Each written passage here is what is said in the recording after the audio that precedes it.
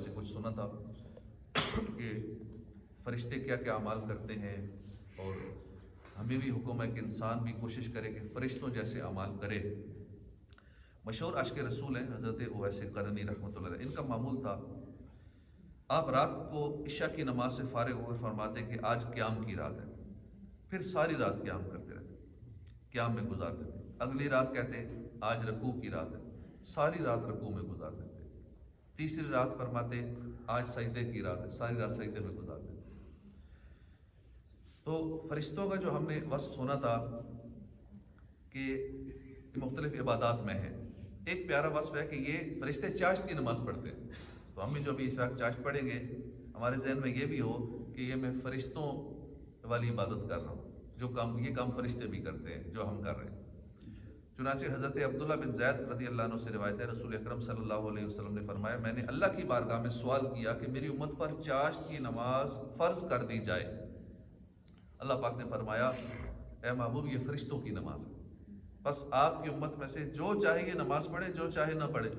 یعنی چاشت کی نماز فرض نہیں ہے، نفل ہے، اس کے فضائل ہے، پڑھے گا تو فائدہ ہوگا۔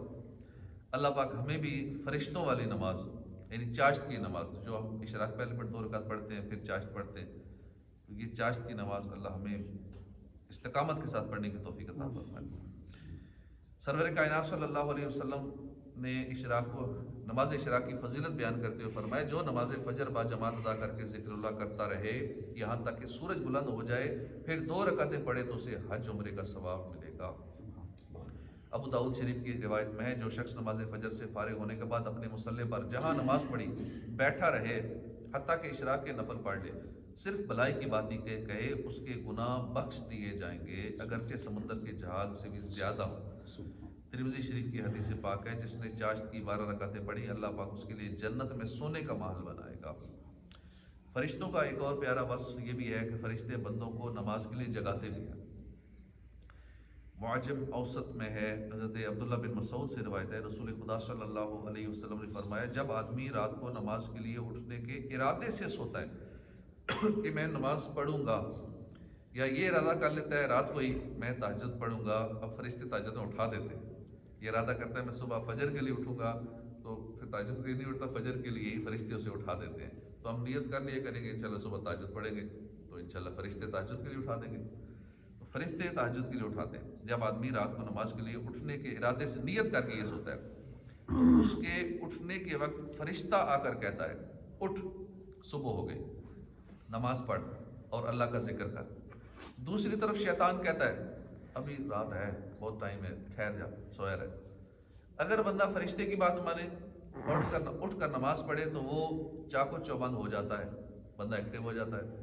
اور اگر شیطان کی بات مان لے، سویا رہے، تو شیطان اس کے کان میں گندگی کر جاتا ہے۔ حضرت ابن زیاد رحمۃ اللہ کے متعلق منقول ہے کہ آپ ہر جمعرات کو رات جاگ کر عبادت کیا کرتے تھے۔ ایک مرتبہ نیند آ گئی، آپ نے اپنی زوجہ سے فرمایا مجھے نیند آ رہی ہے، مجھے فلاں وقت جگا دینا۔ زوجہ نے حامی بھر لی۔ جب آپ سو گئے، رات کو جب آپ نے اٹھنا تھا اس وقت آپ کے خواب میں کوئی آیا، اس نے آپ کی پیشانی سے پکڑ کر کہا اے ابن زیاد اٹھیے، اللہ کا ذکر کر لیجیے۔ تو مسلمانوں کو نماز کے لیے جگانا یہ فرشتوں کا طریقہ ہے۔ اور مزید فضیلت کی بات یہ ہے کہ نماز فجر کے لیے جگانا ہمارے آقا کی سنت بھی ہے۔ تو ہمیں بھی چاہیے کہ ہم روزانہ کوشش کریں فجر میں، ہم جب گھر سے آتے ہیں تو رستے میں تھوڑی سی اونچی آواز میں صلاۃ و سلام پڑھ کے لوگوں سے کہتے ہیں نماز فجر کا وقت ہو گیا ہے، اٹھیے فجر کی نماز پڑھ لیجیے۔ اب 2-4 باتیں بولنا ہی ہے زبان سے، رستے میں آتے آتے، چلنا تو ویسے بھی ہے، آنا ہی ہے، تھوڑا زبان سے بول لیں۔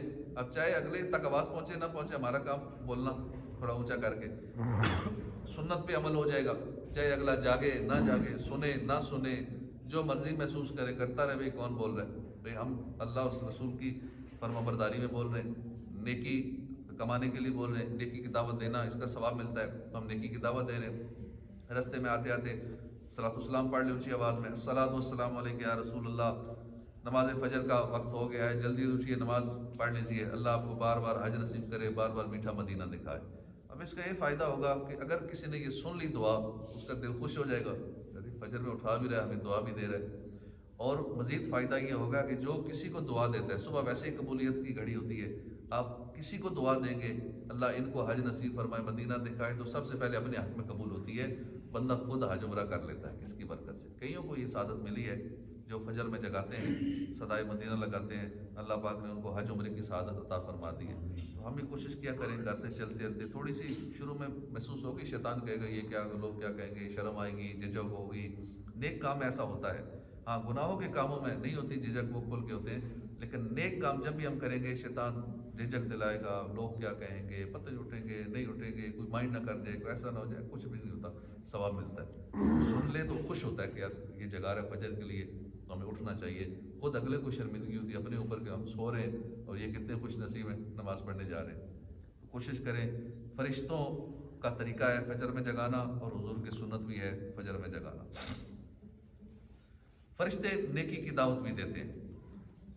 حدیث پاک ہے جب سورج طلوع ہوتا ہے تو دو فرشتے کہتے ہیں اے لوگو اپنے رب کی رضا والے کاموں کی طرف بڑھے چلو، بے شک تھوڑا اور بقدر کفایت مال اس زیادہ مال سے بہتر ہے جو ہلاکت میں ڈال دے۔ حضرت عمر بن حزم اپنی توبہ کا واقعہ بیان کرتے ہوئے فرماتے ہیں کہ ایک مرتبہ میں کوفہ کے کھنڈرات سے گزر رہا تھا، میرے دل میں گناہ کا خیال آیا، جب میں اس گناہ کی طرف بڑھنے لگا تو ہاتھویں غیبی سے آواز آئی، یعنی غیب سے کسی فرشتے کی آواز آئی کہ ہر جان اپنی کرنی میں گروی ہے۔ فرشتے نیکی کی دعوت بھی دیتے ہیں، کاش ہم بھی نیکی کی دعوت کی دھومیں مچایا کریں۔ ایک بار حضرت موسیٰ علیہ السلام نے اللہ کی بارگاہ میں عرض کیا اللہ جو اپنے بھائی کو نیکی کی دعوت دے، برائی سے منع کرے، اس کی جزا کیا ہے؟ اللہ پاک نے فرمایا میں اس کے ہر کلمے کے بدلے 1 سال کی عبادت کا ثواب لکھتا ہوں اور اسے جہنم کی سزا دینے میں حیات دی۔ فرشتوں کی اور بھی کافی صفات ہیں، ایک بہت ہی پیاری صفت یہ ہے کہ فرشتے اللہ کا ذکر کثرت سے کرتے ہیں، ہمیں بھی اللہ کا ذکر کثرت سے کرنا چاہیے۔ فرشتے ذکر کی محفلوں میں شریک ہو جاتے ہیں، جیسے ہماری یہ محفل ہے تو اس طرح کی جو بھی محفل ہوتی ہے فرشتے آ کے بیٹھ جاتے ہیں، فرشتے اس میں رحمت سے ڈھانپ لیتے ہیں ایسی محفلوں کو۔ فرشتے نمازیوں، روزہ داروں، رات کو تلاوت کرنے والوں اور باوضو سونے والوں کے لیے مغفرت کی دعا کرتے ہیں۔ فرشتے نیک لوگوں کے جنازے میں شریک ہوتے ہیں۔ فرشتے کثرت سے ذکر مصطفیٰ کرتے ہیں، یہاں تک کہ ایک روایت میں آتا ہے کہ ان الملائکۃ تذکرہ فی کل ساعاتہا، بے شک فرشتے ہر گھڑی مصطفیٰ جان رحمت صلی اللہ علیہ وسلم کو یاد کرتے ہیں اور آپ کا ذکر خیر کرتے رہتے ہیں۔ کاش ہم بھی یہ وصف اپنا لیں، ہم بھی اٹھتے بیٹھتے چلتے پھرتے ہم ذکر مصطفیٰ ہر ساتھ کسی نہ کسی انداز میں ذکر مصطفیٰ، یاد مصطفیٰ کرتے رہا کریں، ان کی یادوں میں کھو جائیے، مصطفیٰ مصطفیٰ کیجیے۔ رات سونے سے پہلے درود پاک پڑھتے پڑھتے آنکھیں بند بھی ہوں تو بھی حضور کی یاد ہو، مدینے کی یادوں میں ہو، گنبد خضرا تصور میں ہو، سنہری جالیاں تصور میں ہو، بس ذکر مصطفیٰ کرتے کرتے سو جائیے۔ جب اٹھیں تو اس وقت بھی ذکر مصطفیٰ ہی ہو، چاہے سوچوں میں ہو، چاہے خیالوں میں ہو، چاہے زبان پر جاری ہو، درود پاک کے انداز میں ہو، جس انداز میں ہو بس ان کی یادوں میں کھو جائے گی، مصطفیٰ مصطفیٰ کیجیے۔ جو نہ بھولا ہم غریبوں کو رضا، یاد اس کی اپنی عادت کیجیے۔ حضور کی یاد ہماری عادت بن جائے، ہمارے سماج ہے رگ رگ میں، اور ہر گھڑی بس ان کی یادوں میں کھو جائیے۔ فرشتوں کی مزید صفات یہ ہے کہ فرشتے علماء دین سے محبت کرتے ہیں اور علماء کرام سے دوستی میں فرشتے رغبت رکھتے ہیں۔ اب یہاں غور کرنے کی بات ہے کہ ہمارے دوست کون ہیں، ہم غور کر لیں، ہم جن کے ساتھ اٹھتے بیٹھتے ہیں وہ کیسے لوگ ہیں، جن کو شاید درست وضو کرنا بھی نہیں آتا، نماز پڑھنے بھی نہیں آتی ہوگی۔ کیا ہم بھی علماء کرام سے دوستی رکھتے ہیں؟ کیا ہمارے موبائل میں کسی عاشق رسول، عالم دین، مفتی اسلام کا نمبر ہے؟ شاید اکثر کا جواب نفی میں ہی آئے گا۔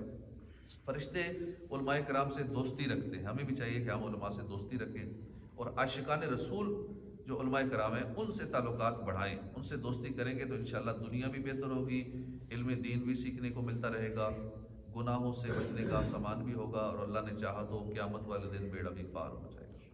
فرشتے آپس میں بھائی بھائی ہیں، فرشتے جھوٹ نہیں بولتے، فرشتے آپس میں لڑتے نہیں ہیں، حسد نہیں کرتے، بغض نہیں رکھتے، کینہ نہیں رکھتے، بلکہ آپس میں بھائی بھائی بن کے رہتے ہیں۔ تو مسلمانوں کو بھی ایسے ہی رہنا چاہیے۔ حضور نے فرمایا کہ تمہارے درمیان ایسا بھائی چارہ قائم کرتا ہے اسلام، اور میں تمہارے درمیان ایسا بھائی چارہ قائم کرتا ہوں جیسے اللہ نے فرشتوں کو بھائی بھائی بنا دیا۔